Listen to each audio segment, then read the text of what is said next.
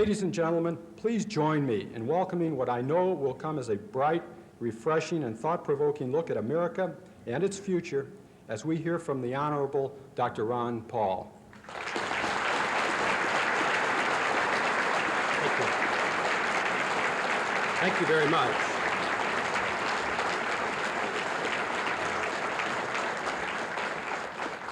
Thank you. It is indeed a real pleasure to be here today. Mr. Johnson, it's a delight to meet you. It's a delight to be at the Detroit Economic Club. It's a delight to see such a nice head table, and I feel very honored.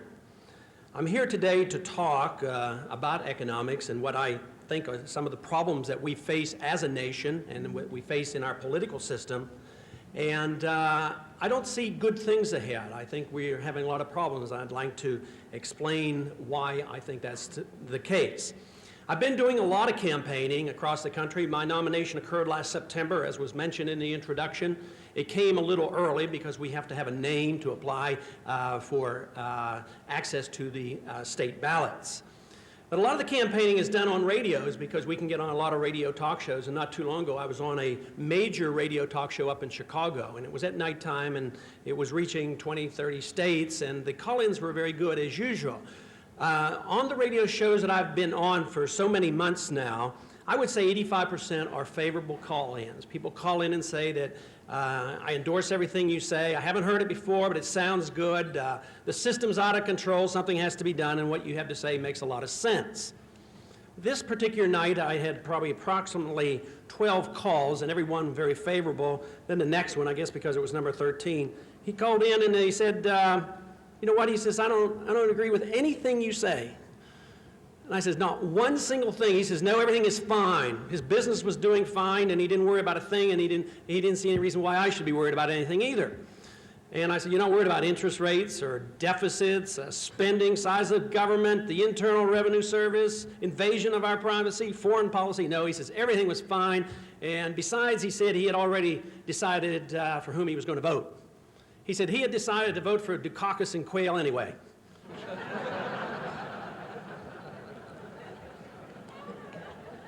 There's a lot of confusion out there, and it doesn't really matter for whom you vote. If you vote Republican or Democrat, you get the same policy, and that certainly is the theme of our campaign.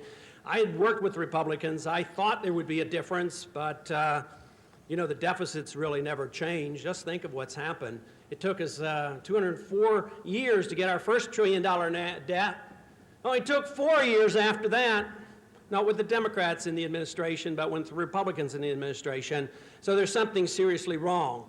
No one individual is to blame, but there's something wrong with the economic and the political system that encourages the accumulation of debt at that rate, and we'll have to face up to it. One of the major problems that we complain about as libertarians is that frequently those members that go to Washington and their staff people are taught in the universities, which quite often teach the same type of economic policy. And although we campaign a whole lot on college campuses and we get good receptions, we're challenged there rather frequently as well. Almost every time if I speak to young people who are then currently taking political science and economic courses, we'll challenge some of the old cliches. And they will come back and want to know about antitrust laws and certainly about the horrors of capitalism of the 19th century, many of the things taught in school, and quite frankly, I believe erroneously. But this one particular time at the University of Pittsburgh, a young man got up and asked the usual question. He said, what about antitrust laws? Don't you have to have government to make sure business doesn't get too big? And you libertarians aren't for antitrust laws. And I said, well, there's good reason for that, because all monopolies really become monopolies with government protection, and there's no such thing as a free market monopoly. And besides, if a company is big in a free market, it comes about because the company serves the consumer. The consumer becomes king, and as long as a company gets big because the consumer's happy and the consumer votes that confidence by buying those goods, bigness is not necessarily bad. If bigness occurs because of government protections or government contracts or a government protection so that they can have a guaranteed monopoly, that's a different story. And I said, besides, the laws can't be interpreted. He says, what do you mean they can't be interpreted? I said, you know, if a group of companies are doing business and one company undersells everybody else, they can be accused of undermining the competition. And if somebody charges too much, they say you have too much control and you're gouging the customers. And then if all the business people are charging the same price, then they say there is collusion. So there's really no way for the businessman to interpret the antitrust laws. This prompted a young man after the session to come up, and he identified himself as a Russian. He had been in this country for approximately 10 years. And he says, your explanation of the antitrust laws reminded him of a joke that went around the Soviet Union when he was still living there. There were 3 men in prison, and the one man said, they started asking each other why they were there, and one person said, well, I kept going to work too early, and it looked like I was trying to get in good with my boss, so they were suspicious, and they put me in jail. And somebody else said, I kept getting to work too late, and they said I was cheating the state, so they put me in prison. And the one other individual said, I kept getting to work on time, and they accused me of owning a Western watch. So whether you're in the Soviet Union or the United States, sometimes laws are difficult to interpret. We would like to make it so that there is not a difficulty interpreting law, but we'd like to make it so that we understand what the role of government ought to be.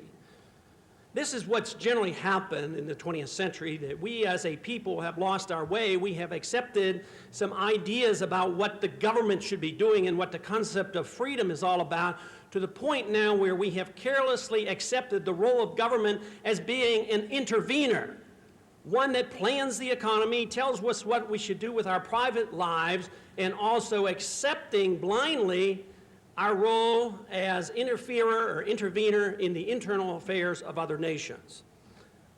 We think that's wrong, and we should be going in another direction. The real challenge is big government versus individual liberty. Should the government be there as a planner, or should the government be there for the protection of liberty? Well, that answer was clearly defined by the founders of the country. Our founders, our forefathers, decided the British were expressed too much control on us, and they said, we want less government. There was a Declaration of Independence, a Constitution, a war, and we had guidelines for limited government. Today, those guidelines are no longer looked at. One of the weakest arguments that can be used in the U.S. Congress is a constitutional argument. It isn't interesting to the other members of Congress. Big government versus individual liberty is the question that we must ask. What should the role of government be? Now, there's a reason that government has gotten out of control. It's a political reason. It's more than an economic reason. The political reason is that we have allowed ourselves to accept the notion that government is to take care of special interests. So they accept the philosophy of utilitarianism and pragmatism. Therefore, they can do what they want depending on the circumstances. But it is a philosophy. It isn't pragmatism in the sense that they are avoiding the extremes of philosophy. They accept an extreme form of government that says government power can be used to serve powerful special interests. And look at the record. Look at the number of lobbyists in Washington. Look at the PAC committees. Do the PAC committees donate their money to Republicans or Democrats? Powerful PACs always donate to both parties because they want power and control. Look at the way budgeting occurs with pork barreling, the essential way of promoting special interests for everybody's district. What happens to the politician? The politician has pressure put on him to vote a certain way, and he comes to the belief that he cannot be reelected unless he votes a certain way for his district. Voting for freedom for his district? No, voting to see what he can get in a materialistic way. We are a materialistic, obsessed society that says that government is in the business of redistributing wealth. And therefore, the pressure on the congressman is to get things and privileges for special groups. Now, what happens? Is he rewarded? Certainly is. 98.5% of them are reelected, so the people evidently have gone along with this for a good while. But what has it done? Well, the politician knows some of it has to be paid for, so they do apply some taxes to us, but it's getting to be popular to not be for taxes, and that's a good plan. We're certainly not for taxes, but The whole thing is you raise taxes, they don't have enough taxes, then what do? They devise a monetary system that accommodates the politician. If they can't collect enough revenues from us, what they do is they devise a system where they can sell the debt to the Federal Reserve System. Now, where does the Federal Reserve get the money and credit so the Treasury can send out their checks? They get it out of thin air. It's positively amazing. They talk about us as libertarians having extreme ideas, but isn't it rather extreme and bizarre to think a government should run up a $220 billion deficit per year and then print the money to make up the difference? That, to me, is bizarre and something that we ought to challenge, and that's what we're doing. The money supply is important to us in Austrian economics and libertarianism is because Austrian economics teaches that the business cycle is explainable. It's explainable because it is caused by the Federal Reserve System. As there's creation of new money and credit, it creates the boom, it creates the high prices, it causes the high interest rates, and then the Fed is required then to cut off the credit and causes the crash. And we've been going through this, through violent cycles, for the last 70 years or so. And we're certainly on the verge of seeing some ramifications from a huge increase in the money supply, especially between 1982 and 1987. A lot of people say you shouldn't worry about inflation. A lot of economists are saying this because they say prices aren't going up so fast. That's exactly what they said in the 1920s. But if you have a tremendous amount of production, it can compensate and keep prices at a lower level than would be predicted by the monetarist theory of economics. That is, if you increase the supply of money 10%, prices go up by 10%. That is not the case. But there are some other bad effects from inflation. The inflation that originates by the Congress interfering by running up the deficit and the Fed creating the new credit. What are the other serious problems that come from the inflation? Well, one of the most serious is the accumulation of debt. People can borrow because there's credit in the market, and as it spreads through the banking system, there is a high liquidity of credit, and so there's overexpansion. Certainly there was overexpansion in Texas when the prices were soaring in oil, and then there had to be a correction. And that's the way the whole country is operating, through overexpansion and then a correction that must occur. So we have this huge amount of debt that we have accumulated, and this is no small amount. National debt at $2.6 trillion, nearly twice as big, twice as much debt accumulation during the Reagan administration as all the other presidents put together. Now, those are some serious figures that we have to concern about ourselves about. But the other thing, the two things, the accumulation of debt and the malinvestment, businessmen doing the wrong things because they get the wrong information from the manipulation of money and credit. For that reason, we as libertarians advocate a different monetary system, one where it is not centrally controlled by a monopoly, but one that comes from the marketplace, one that was designed by the founders of this country who had gone through inflation, and that said that Congress should be very limited in monetary policy, and that is to the minting of gold and silver coins, but not to the artificial creation of credit out of thin air. Now, there are others than libertarians who are concerned about the economy. One Felix Rohatyn, a long way from being called a libertarian, had this to say about what he thinks the conditions are like. He says, people still don't realize today that last October 20th, we came within a half an hour of really blowing up the Western economic system. I believe that was the case. That was Tuesday morning when things were rough and tumble still in the marketplace. They do have emergency powers available to take over the banking system in all industries precisely because they know, those who are in charge know that we are on very shaky grounds with our economic and political system. What holds it together? It's confidence. But is it good confidence? Are we putting our head in the sand? Are we accepting this because we truly have a sound monetary economic system? This is one thing that Ronald Reagan deserves credit for. He gives us a lot of confidence, and he makes us feel good about ourselves, but is that good? I mean, what if I have a patient who has appendicitis and I hypnotize them and I make them feel good, then they die the next day of a ruptured appendix? I think we have to be willing to look at the hard, cold facts about what's happening and do something about it, and right now it's out of control. Out of control is spending, inflating, and the deficits are out of control. Social Security. You know, the federal government just recently has spent many, many dollars advertising how sound the system is. How sound is the system? Will the Social Security system truly have more than $1 trillion by the turn of the century in their coffers? Hardly. What do they hold? Treasury bills. How do you spend a treasury bill? You have to tax somebody to get the money to buy the treasury bill back, or you have to print the money. So it's all an illusion.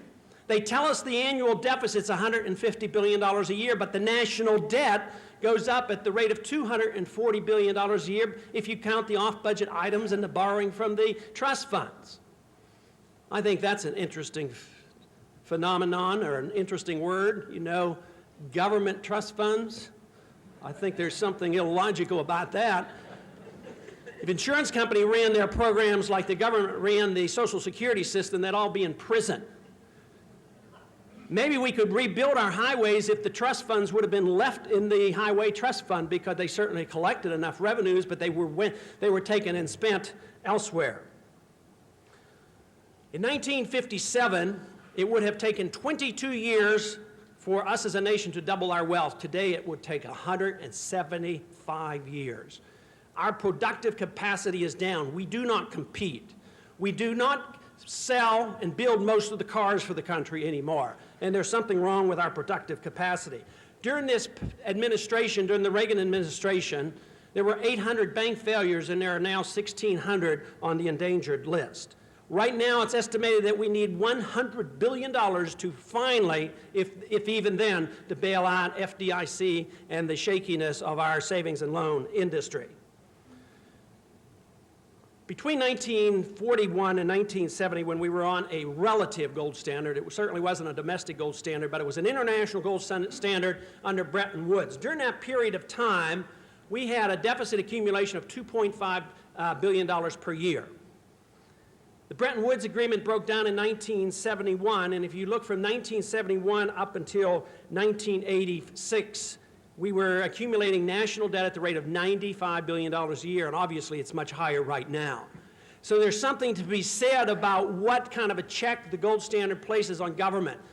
Politicians can't spend money if they're not allowed to print it. There's a limit. It's self-limiting. The only thing that is self-limiting now, since they can expand the money supply, is some of the economic laws that they have no control over.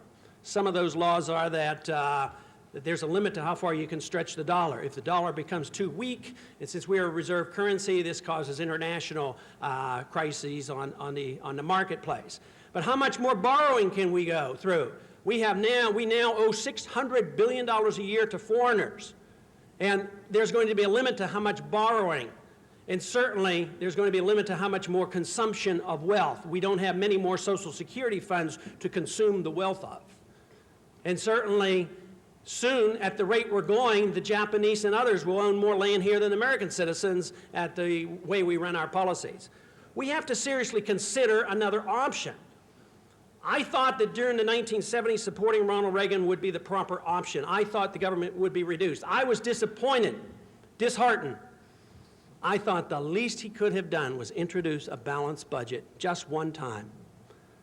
Last year, during the State of the Union message, he made the American people promise. He says, if they ever do this again to me, pointing to the continuing resolution, if they ever do this again to me, I'm going to veto it. 3 weeks before he leaves office after 8 years, he's going to start vetoing continuing resolutions.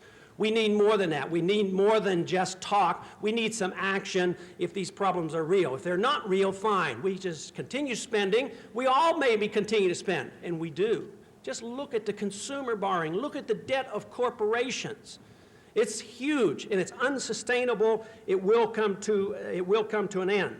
The total debt now, percentage of GNP, is much greater now than it was in 1929. Therefore, I think there's a bad omen. In order to protect for businessmen to protect against the international exchange of currency, there's $500 billion worth of currencies traded every single day, trying to outguess the value of money. If you have an international gold standard, there's no gambling, no risk-taking, because money is universal and it is one unit. But today, we have nothing more than gambling. That's what's going on.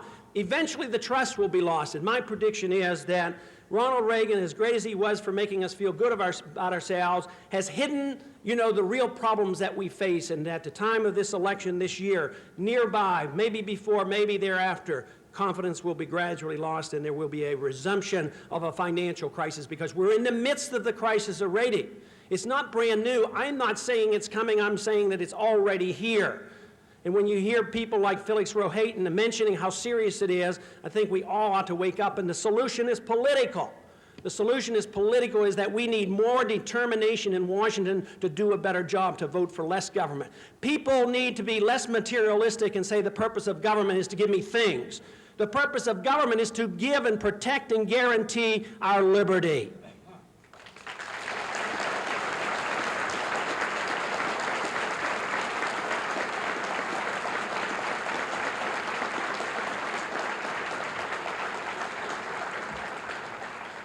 I find 1988 as a very unique and special year. It's unique and special for us as libertarians, but it's unique and special for this country because the majority of the American people today are not Republicans or Democrats. We already won the election. If you include us with those who say none of the above, I've had it. The majority of the people either aren't voting or aren't registered, and they don't bother because, not because they're totally apathetic, although I'm sure there are some. They're not doing it because they tell you it doesn't make any difference. It doesn't matter. But it should matter. We still live in a free country. It's a country that allows me to speak out, to run for president, go to the Congress, and we do have rights. But if we sit and do nothing, then it may become too late. There was a young man in 1930 by the name of Robert Robinson, a black man who was employed here in Detroit. In 1930, he was worried he'd lose his job, and he read the papers, and he read everything that he could, and they said a bad depression was coming, and it was all coming because of capitalism. They blamed capitalism on the problems, not on the Federal Reserve System, and not on the expansion and the malinvestment that was occurring in the 1920s. So he responded logically, what he thought was logical. He went to the Soviet Union because the Soviet Union was said to be a great haven and a great place to go. Within 1 year, he discovered that he had made a serious mistake, and for 27 consecutive years, he applied to get out of the Soviet Union, never got out. After 44 years, he escaped and moved to Uganda. And during this year, matter of fact, he came to this country and he gave us some advice. He says, you Americans, you take all your freedoms for granted. You cannot know the value of freedom until you lose it. I don't think we should wait until we lose it. Our freedoms are being threatened. Whether it's in the economy or our personal liberties or in our foreign policy, it's being threatened because government gets bigger and bigger and bigger. Why is it that a president like Ronald Reagan would hire 220,000 new bureaucrats and look at the speeches he's made? There's something wrong. It's out of control. The solution is clear. The solution is to redefine the purpose of government. If we do not ask that question and we do not give the proper answer, it doesn't matter what you do. You can vote Dukakis, you can vote Bush, you can stay at home, it won't matter. Because the momentum is so great for getting the expansion of power in Washington. Just look at what they do in the name of the drug laws. Just look at what they do in the name of taking care of the poor. Just look at what they do in the name of spreading democracy around the world. It's totally out of control. That suggests that government ought to be limited for the purpose of guaranteeing liberty. The market ought to be free. We certainly object strenuously to the harassment of the Internal Revenue Service.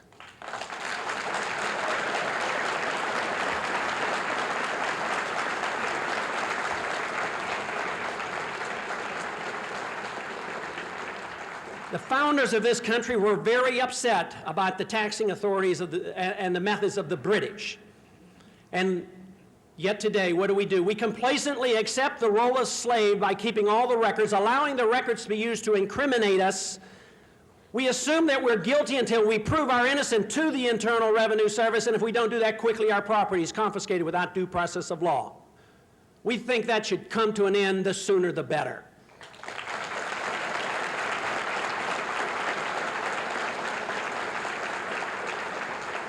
Isn't it rather amazing that there's a bill floating around in the Congress, and you might ask Senator Benson next week why he made sure it didn't get onto the agenda and get passed, and that's the Taxpayers' Bill of Rights, because he as an individual kept it from coming up on the floor. The Taxpayers' Bill of Rights, a token effort to give the taxpayer protection. It was a bill that I had originally co-sponsored. But isn't it sad that we have gotten to the point where we make the assumption that taxpayers aren't citizens? Why aren't taxpayers protected under the original Bill of Rights? That's where the problem is. We have lost our understanding about what a free society is, and we are determined to live as a materialistic society and claim that government will take care of us in anything and everything that we do. We think it's time, for instance, in foreign policy, that Japan and Europe pays for their own national defense.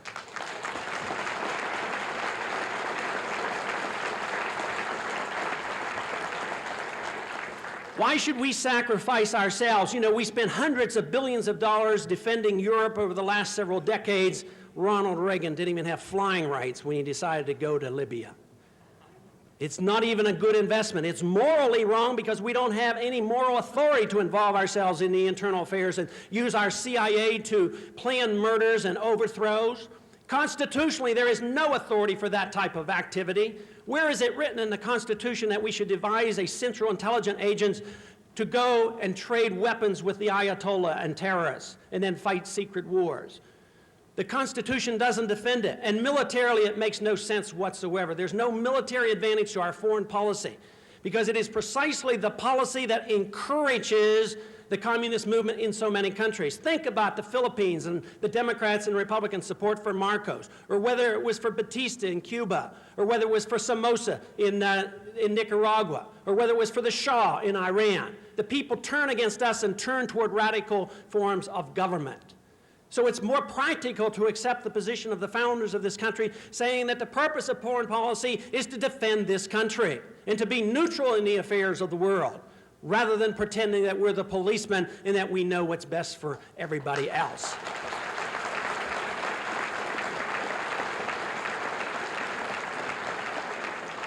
But there is one reason why it'll come to the end. If they won't accept our moral argument, if they don't accept the military argument, if they don't accept the constitutional argument, the American people must accept the economic argument. We're broke, and we can't afford anymore. We can't afford a welfare state that doesn't work. It doesn't get the poor people off the street and doesn't teach our kids any better in a public school, which, by the way, is run by a monopoly that I don't approve of.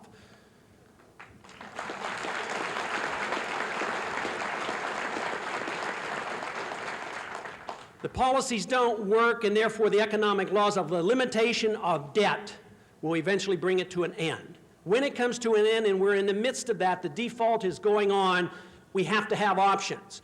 Today, it is very difficult for the Libertarian Party or any other option to get their message out. Since if you can come to the agreement that there is no difference between Republicans and Democrats, you don't have a choice. So therefore, we as a nation are one of the most difficult nations to present alternative views to the people. The laws are written so it's difficult to get on the ballots. The funding occurs from the taxpayers to the one other party. It is very difficult. Will the debates occur with us on the debate so that the people have a choice? Not likely. In spite of the obstacles, we are determined. We think the message is powerful. The message is on our side. We're speaking the truth, something the other two candidates have difficulty pursuing. Giving straight answers. It's difficult because they don't have the answers, because they accept the notion of government. This government should be doing all these things. That's why you can't tell the difference between economic policy of Bush or Dukakis. You certainly can't tell now, as the campaign goes on, the difference between their foreign policy as well, or their weapons policy, because they don't ask the right questions. And that's the reason policies never change. Policies will change if we get the ideas and the questions of the libertarians out, because the American people will respond. Thomas Paine said, "Those who expect to reap the benefits of liberty must, like men, undergo the fatigue of supporting it." We as libertarians will use that fatigue in order to support these ideas we so dearly hold.